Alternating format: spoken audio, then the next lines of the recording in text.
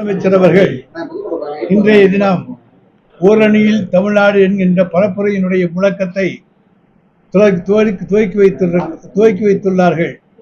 அதன் தொடர்ச்சியாக இன்றைக்கு தமிழ்நாட்டினுடைய மண், மானம், வீரம், கலாச்சாரம், மொழி இவற்றை காத்திட தமிழ்நாட்டிலே இருக்கக்கூடிய ஒவ்வொரு குடும்பத்தையும் ஒன்றிணைக்கின்ற வகையிலே இன்றைக்கு திராவிட முன்னேற்றக் கழகம் முன்னெடுத்திருக்கின்ற ஒரு பரப்புரை தான் ஓரணியில் தமிழ்நாடு என்கின்ற இந்த பரப்புரையாகும்.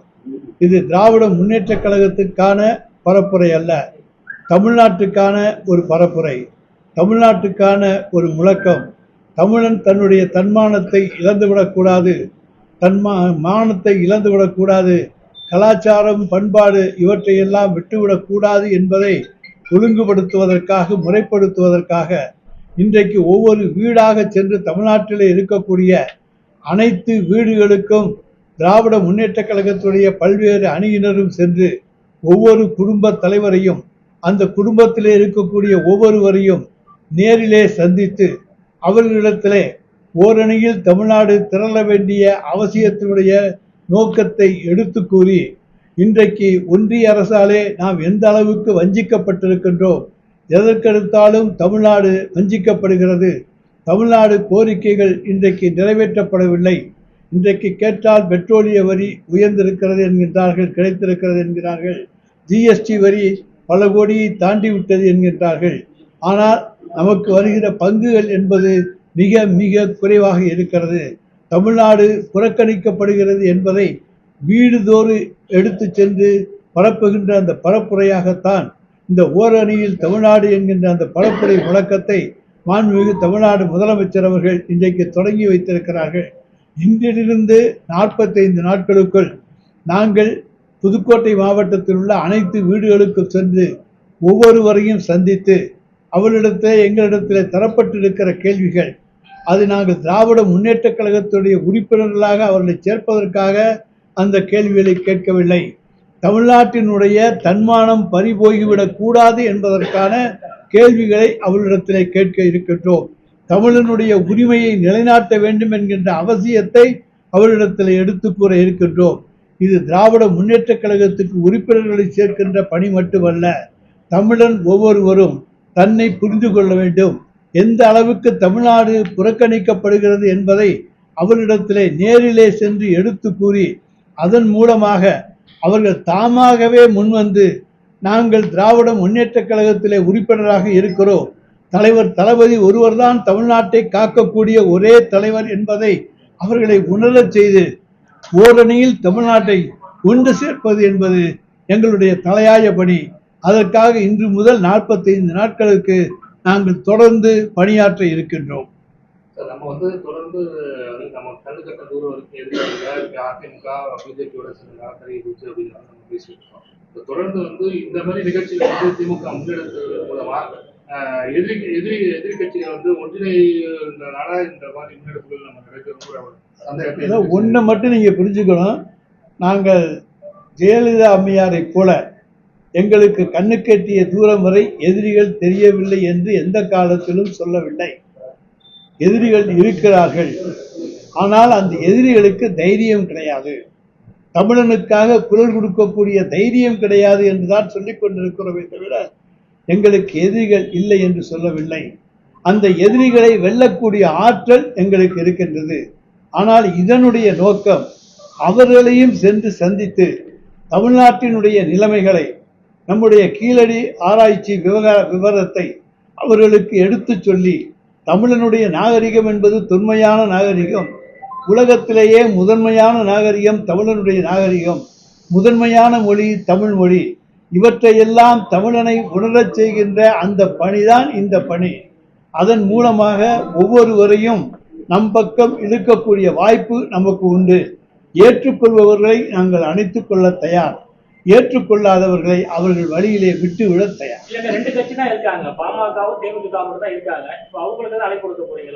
நாங்கள் அண்ணா திராவிட முன்னேற்ற கழகத்தையும் பார்க்க போகிறோம், பாஜகவையும் பார்க்க போகிறோம், பாமகவையும் பார்க்க போகிறோம், தேமுதிகவையும் பார்க்க போகிறோம், மற்ற கட்சிகளையும் பார்க்க போகின்றோம். எனவே எல்லோரையும் சந்தித்து எடுத்து சொல்ல போகிறோம். ஏற்றுக்கொள்பவர்களை நாங்கள் ஏற்றுக்கொள்ள தயார். இல்லை, எங்களுக்கு சம்பந்தம் இல்லை, நாங்கள் ஒதுங்கிக் கொள்கிறோம் என்று சொல்லுகின்றவர்களை அவர்கள் விருப்பத்துக்கு விட்டுவிடுவோமே தவிர இது கட்டாயப்படுத்துகிற பணி அல்ல. கீழடி விவகாரம் என்பது ஆரம்ப கட்ட விவகாரம். தமிழனுடைய நாகரிகம் என்பதை உலகுக்கு உணர்த்தி இருக்கிற விவகாரம் கீழடி விவகாரம். அதை இன்றைக்கு இந்தியாவிற்கே முன்மாதிரியாக வெளிக்கொணர்ந்தவர் மாண்புமிகு தமிழ்நாடு முதலமைச்சர் அவர்கள். இன்றைக்கு நீங்கள் கீழடிக்கு சென்று பார்த்தீர்களே ஆனால் கீழடி நாகரிகத்தினுடைய தொன்மையை, அருமையை, பெருமையை உணர்ந்து கொள்ள முடியும். அதற்கு ஒரே காரணம் மாண்புமிகு தமிழ்நாடு முதலமைச்சர் அவர்கள். வேறு யாரும் அதற்கு உரிமை கொண்டாட முடியாது. ஆகவேதான் அந்த உண்மையான நாகரிகத்தை கொண்டு வெளிக்கொணர்ந்திருக்கிற தலைவர் எங்களுடைய மாண்புமிகு தமிழ்நாடு முதலமைச்சர் என்பதை எடுத்து காட்டுகின்ற நிகழ்வாகவும் இதை சேர்த்துக் கொள்கிறோம். அரசியல் சார்ந்து இப்ப நம்ம கூட்டணி கட்சியில் இல்லாதவங்க தவிர வேற யாரையும் அரசியல் சார்ந்து வாய்ப்பு இருக்கா சார்? பொதுமக்களை சந்திக்கின்றோம், அரசியல் சார்பு உள்ளவர்களை சந்திக்கின்றோம், அனைவரையும் சந்திக்கின்றோம். இவரை சந்திக்கவில்லை, அவரை சந்திக்கவில்லை என்று யாரையும் விட்டுவிடவில்லை. 100 பேர் ஒரு இடத்தில் இருக்கின்றார்கள் என்று சொன்னால் 100 பேரையும் சந்திக்க வேண்டும். அவர்களிடத்திலே எங்கள் கருத்துக்களை சொல்லுகின்ற உரிமை எங்களுக்கு உண்டு. ஏற்றுக்கொள்வதும் கொள்ளாததும் அவர்களுடைய உரிமை. அதிலே நாங்கள் தலையிடவில்லை. ஆனால் இதிலே நியாயம் இருக்கிறது, திராவிட முன்னேற்ற கழகத்தினுடைய பக்கம் நியாயம் இருக்கிறது, நீங்கள் எடுத்துச் சொல்வதிலே உண்மை இருக்கிறது என்று அந்த மக்கள் சொல்வார்களே ஆனால் அவர்களை நாங்கள் அணைத்துக் கொள்கிறோம், ஏற்றுக்கொள்கிறோம். மக்களையும் சந்திக்கிறீங்க. ஓரணே தமிழ்நாடுங்கிறது திமுக உறுப்பினர்கள் சேர்க்கவா, திமுக சாதனைகளை சொல்லவும்? திமுகவினுடைய சாதனைகளை சொல்லவும், எங்களுடைய சாதனைகளை ஏற்றுக்கொண்டவர்களை உறுப்பினர்களாக சேர்க்கவும். நம்ம வந்து பாஜக வந்து உண்மை நிமிஷம்ன்றது ஆட்சியை வந்து செயல்படாத இருக்கோம். இப்ப நம்ம ஓரணியும் தமிழ்நாடுங்கிற போது அதோட நீட்சி தான் இதுங்கிற மாதிரி நம்ம பார்க்கலாமா? அது எதனுடைய நீட்சி? பிஜேபி வந்து நம்ம வந்து ஒரே நாடு ஒரே தேர்தல் எல்லாமே ஒண்ணு கொண்டு வராங்க, நம்ம விமர்சனம் செஞ்சுட்டு இருக்கோம். அதாவது தமிழ்நாடு பாரதிய ஜனதா கட்சி ஒரே நாடு ஒரே தேர்தல் என்றெல்லாம் கொண்டு வருவது என்பது சுயநலமான ஒன்று. அதிலே பொதுநலம் கிடையாது. இந்தியாவில் இருக்கக்கூடிய எல்லா மாநிலங்களுக்கும் பொதுவான நாகரிகம் கிடையாது, பொதுவான கலாச்சாரம் கிடையாது, பொதுவான மொழி கிடையாது. எனவே ஒவ்வொன்றிலும் நாம் வேறுபட்டு இருக்கின்றோம். வேற்றுமையில் ஒற்றுமை, அதுதான் இந்தியா. அதுதான் இந்தியாவினுடைய மிகப்பெரிய வலிமை, பெருமை. எனவே அதை நாங்கள் முன்னிறுத்தவில்லை. அது நமக்கு சொந்தமான ஒன்று. நாங்கள் இங்கே தமிழனுடைய நாகரிகம், இது நமக்கு சொந்தமானது. தமிழனுடைய இனம் நம்முடைய இனம், தமிழனுடைய மொழி நம்முடைய தமிழ் மொழி, நம்முடைய மானம், நம்முடைய கலாச்சாரம், நம்முடைய நாகரிகம், இவையெல்லாம் நமக்கு சொந்தமானவை. இவற்றை நாங்கள் முன்னிலைப்படுத்தி கொண்டு சொல்லுகிறோமே தவிர பாரதிய ஜனதா கட்சி சொல்லுகிற ஒரே நாடு ஒரே தேர்தலை கொண்டு சொல்லவில்லை. அது சாத்தியமும் கிடையாது. கடந்த அதிமுக ஆட்சி காலத்தில் நடைபெற்ற லாக்அப் டெத்துக்கும் இப்ப சமீபத்தில் நடைபெற்றதுக்கும் ஒரே வகையான பாக்குறீங்களா? எப்படி பாக்குறீங்க? அந்த லாக்அப் டெத்துக்கும் இந்த லாக்அப் டெத்துக்கும் நீங்களே வேறுபாடுகள் இருப்பதை உணர்வீர்கள். குற்றச்சாட்டுகள் சொல்லப்பட்டவுடன் அந்த குற்றம் சாட்டப்பட்டவர்கள் அங்கே கைது செய்யப்படுகிறார்கள். சிறையிலே சில சம்பவங்களிலே அவர்கள் உயிரிழக்க நேரிடுகிறது, இல்லை என்று நாங்கள் சொல்லவில்லை. ஆனால் அங்கேயெல்லாம் யாரும் சாத்தாங்குளம் போன்றவற்றெல்லாம் புகார் கொடுத்து பல நாள் ஆகி அவன் உள்ளே இருக்கானா இல்லையான்னு தெரியாம நீதிமன்றத்தில் ஏபஸ் கார்பஸ் பெட்டிஷன் போடக்கூடிய அளவுக்கெல்லாம் சூழ்நிலை போயிருக்கிறது. இங்கே அப்படி அல்ல, இருக்கிறார், அவர் காவல் நிலையத்தில் இருக்கிறார் என்பதற்கான ஆதாரங்கள் இருக்கின்றன. அங்கே எந்த காரணத்தாலே அவர் மரணமடைந்தார் என்பது அந்த பிரேத பரிசோதனை அறிக்கையின் மூலமாக தெளிவாகும். நாங்கள் இதற்காக யாரையும் காப்பாற்றவில்லை.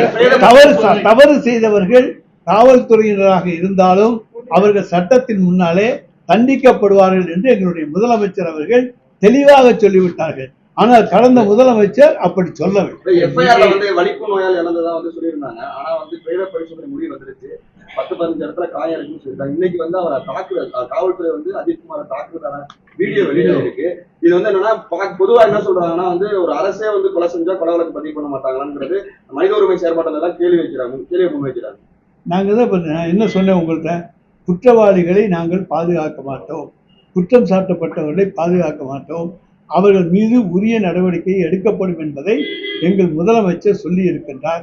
எனவே இந்த பிரேத பரிசோதனை அறிக்கையின் அடிப்படையிலே அடுத்த கட்ட நடவடிக்கையை அரசு மேற்கொள்ளும். சென்னை உயர்நீதிமன்றமே இது போன்ற வழக்குகள்ல வந்து தமிழ்நாடு அரசோட செயல்பாடு சரியில்லை அப்படின்னு விமர்சனம் வந்து இருக்கிறாங்க. உயர் நீதிமன்றத்தினுடைய விமர்சனத்துக்குள் நான் செல்ல விரும்பவில்லை. ஆனால் அதே நேரத்தில் எங்களுடைய காவல்துறையை போல சிறப்பாக செயல்பட்டு இருக்கிற காவல்துறை கிடையாது.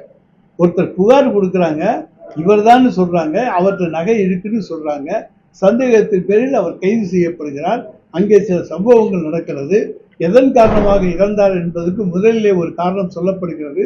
இப்பொழுது நம்முடைய நிருபர் சொல்லி இருக்கிறார், அவர் வந்து 10-12 இடங்களிலே தாக்கப்பட்டிருக்கலாம் என்று. அவற்றையெல்லாம் வைத்து பார்த்து அதுதான் மரணத்துக்கு காரணமாக இருக்க வேண்டுமா என்பதையும் நான் பார்க்க வேண்டும். இதுக்கு சம்பந்தமே கிடையாது. இது கைது செய்து கொண்டு சென்ற பொழுது விசாரணை என்பது நடந்தது. அந்த வழக்கு இதே வழக்கிலேயே நம்ம வந்து அவங்க வந்து நகை காணா போகணும்னு சொல்லியிருக்காங்க. காணா போச்சு அப்படின்னு சொல்லியிருக்காங்க. காணா போச்சா இல்லையாங்கிறத கண்டுபிடிக்க முன்னாடியே காவல்துறையினர் இது போன்ற சம்பவங்கள் வந்து ஈடுபடுறாங்க. இதுதான் வந்து ஐஏஎஸ் ஐபிஎஸ் அதிகாரி ஒருத்தர் தொடர்பு அப்படின்னு சென்னை உயர்நீதிமன்றத்துல அவங்க தரப்புல சொல்றாங்க. ஐஏஎஸ்க்கு தொடர்பு இருந்தாலும் ஐபிஎஸ்க்கு தொடர்பு இருந்தாலும் நாங்கள் யாரையும் விட்டு கொடுக்கறது கிடையாது, காப்பாற்றுறது கிடையாது. எவ்வளவு உயர் பதவியில் இருந்தாலும் அவர்களுக்கு மீதும் உரிய நடவடிக்கை எடுக்கப்படும் என்பதை இந்த 4.5 ஆண்டுகளில் நான் நிரூபித்துக் கொண்டுதான் இருக்கிறோம். நாங்கள் யாரையும் காப்பாற்ற வேண்டிய அவசியம் இந்த அரசுக்கு கிடையாது, கட்டாயமும் கிடையாது. அதெல்லாம் உங்க யூகங்கள், அதுக்கெல்லாம் நாங்க பதில் சொல்ல முடியாது. எந்த கேஸ் வந்தாலும் உடனே பேரம் பேசுனாங்கன்னு சொல்லுவாங்க, அது உங்களுடைய யூகம். அதுக்கு நாங்க பதில் சொல்ல முடியாது.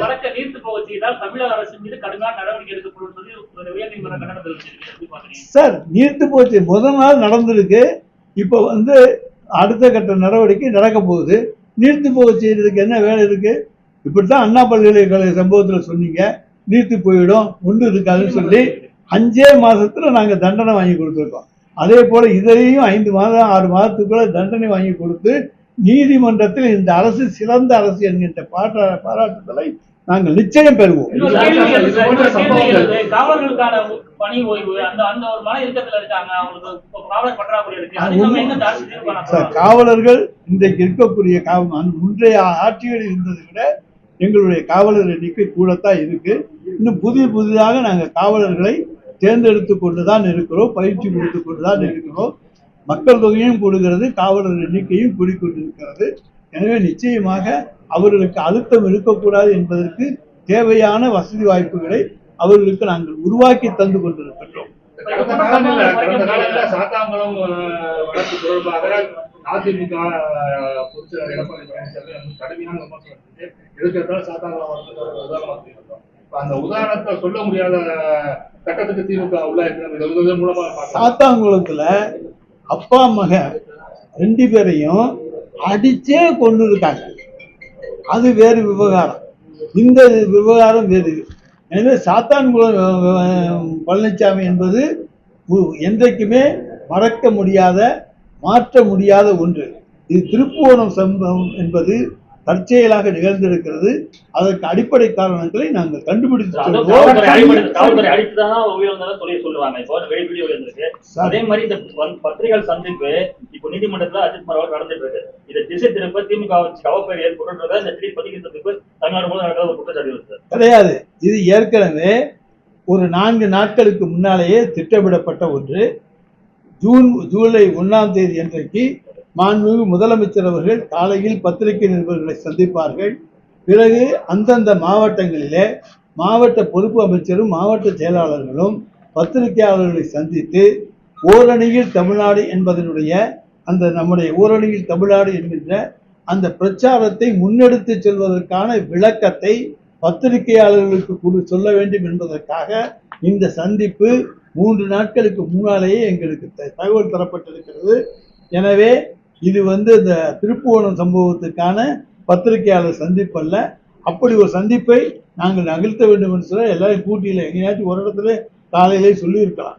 இது இன்றைக்கு 2 மணிக்கு மேல் உங்களை எல்லாம் சந்தித்து விளக்க வேண்டும் என்பது மாண்புமிகு தமிழ்நாடு முதலமைச்சருடைய உத்தரவு. இன்றைக்கு இது தமிழ்நாட்டுக்கு பலம் சேர்க்கக்கூடிய ஒன்று. அதை அனைவரும் அனைத்து தரப்புக்கும் கொண்டு சேர்க்க வேண்டும் என்பதற்காகத்தான் இந்த பத்திரிகையாளர் சந்திப்பையே வைத்திருக்கின்றோம், ஊடகவியாளர் சந்திப்பையே. காரணம் இது சுலபமாக மக்களை சென்றடையும் என்பதற்காக. நாங்கள் ஒரு கூட்டம் போட்டு 1000 பேருக்கு சொல்வதை விட 100 பத்திரிகையாளர்களிடத்தில் சொல்லுகிற செய்தி பல லட்சம் பேருக்கு போய் சேரும் என்கின்ற அந்த உன்னத நோக்கத்தோடு தான் உங்களை சந்தித்து ஓரணியில் தமிழ்நாட்டினுடைய சிறப்பை எடுத்து சொல்லுங்க. நீங்க நடவடிக்கை எடுத்துட்டு இருக்கீங்க. இந்த சூழ்நிலை அதிமுக சமூகம் நடந்துன்னு சொல்றீங்க. இது வந்து காவல்துறை மேல ஒரு நம்பிக்கையில்லாத சூழ்நிலை சார். காவல்துறை மேல நம்பிக்கை இல்லைன்னு சொல்லிட்டு நம்ம நாட்டில் இருக்க முடியாது. எல்லா காவல்துறையும் சிறப்பாகத்தான் செயல்பட்டுக் கொண்டிருக்கிறார்கள். இன்றைக்கு பாதுகாப்போடு தான் எல்லோரும் இருக்கின்றோம். அங்கொன்றும் இங்கொன்றும் தவறுகள் நடந்திருக்கின்றன. திருப்போணம் சம்பவம் என்பது உண்மையிலே துரதிருஷ்டமான ஒன்று. ஆனால் அதற்கு நிச்சயமாக காவல்துறை எந்த அளவுக்கு பொறுப்பு என்பதை விசாரணையில் தான் 2026 தேர்தலுக்கு முன்னாடி வந்து அதிமுக கூட்டணியிலிருந்து பாஜக வெளியேறும்னா தமிழக வெற்றி கழகம் அதோட ஜாயித்து பழம்பொருந்திய அதிமுக உருவாகும் என்கிற பயத்துலதான் வந்து ஓரணிலி தமிழ்நாடுங்கிற ஒரு இயக்கத்தை வந்து ஸ்டாலின் தொடங்கி இருக்கிறாருன்னு அரசியல் நோக்கம் சொல்றாங்க. யாரு வெளியேறுவா? பிஜேபி வெளியேறும், தமிழக வெற்றி கழகம் ஜாயிந்து அதிமுகவுக்கு முதல்ல சார் தைரியம் வரட்டும் சார். வந்ததுக்கு அப்புறம் பேசுங்க. அத்தைக்கு மீசை முளைக்கட்டும், அப்புறம் அவர் சித்தப்பா ஆகட்டும், அப்புறம் நம்ம அந்த சித்தப்பா சொல்றதை கேட்போம். கொத்தடிமைகளுக்கு பற்றி நாங்கள் கவலைப்படவில்லை. அவர்கள் அடிமை சாசனம் எழுதி கொடுத்து விட்டார்கள். எனவே நீங்கள் எல்லாம் கற்பனைகள் மிதந்து கொண்டு நீங்களாகவே கிளப்பி விட்டுக் கொண்டிருக்கின்ற வதந்திகள். நம்ம கூட்டணி கட்சியில இருக்கவங்களே அப்படிதான் பாக்குறோமா சார்? எங்க கூட்டணியில எந்த பிரச்சனையும் கிடையாது, எல்லாரும் நல்லா இருக்காங்க. பாஜக கூட்டணியில சேர்ந்ததுனால கேளுங்க. தமிழ்நாட்டோட நிலைமை அப்படிதான் இருக்கு. மற்ற கட்சிகள் உங்களோட கூட்டணி நிலைமை அப்படிதான் இருக்கு. கிடையாது, எல்லாரும் ஸ்ட்ராங்கா சொல்லியிருக்காங்க இந்த கூட்டணி 2026க்கு தொடரும். இது எல்லா கட்சிகளும் எங்களுடைய தோழமை கட்சிகள் சொல்லி இருக்கிற உறுதிமொழி. இதுல யாரும் பிரிக்க முடியாது. டெல்லி வந்தாலும் முடியாது, அதிமுக வந்தாலும் முடியாது, வேற யாரை அனுப்பி பார்த்தாலும் முடியாது. நிச்சயமாக இது உடைக்க முடியாத அழுத்தமான ஸ்ட்ராங்கான ஒரு கூட்டணி, வெற்றி கூட்டணி.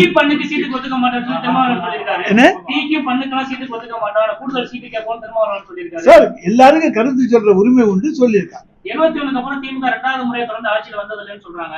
இப்ப நான் தான் சொல்றேன், ஏற்கனவே தளபதிக்கு கட்டம் சரியில்லைன்னு சொன்னாங்க. 2021 ஆட்சிக்கு வர முடியாது, அவருக்கு முதலமைச்சர் ஆவதற்கான கட்டம் சரியில்லை என்றார்கள். அந்த கட்டம் சரியில்லை என்று சொன்னவருடைய கட்டம் தான் சரியில்லா போச்சே தவிர நாங்க ஆட்சிக்கு வந்துட்டோம். எங்க கட்டம் எங்களுக்கு எப்படி இருக்குன்னு நல்லா தெரியும். மக்கள்கிட்ட தான் கட்டம் இருக்கே தவிர ஜாதக கட்டங்களை நாங்கள் பார்ப்பது கிடையாது, ஜோசியம் பார்ப்பது கிடையாது. மக்கள் மனதை பார்க்கின்றோம், மக்கள் மனதிலே நாங்கள் வீற்றிருக்கிறோம். 2026 தளபதி 2வது முறையாக நிச்சயமாக ஆட்சி பொறுப்பை ஏற்பார்.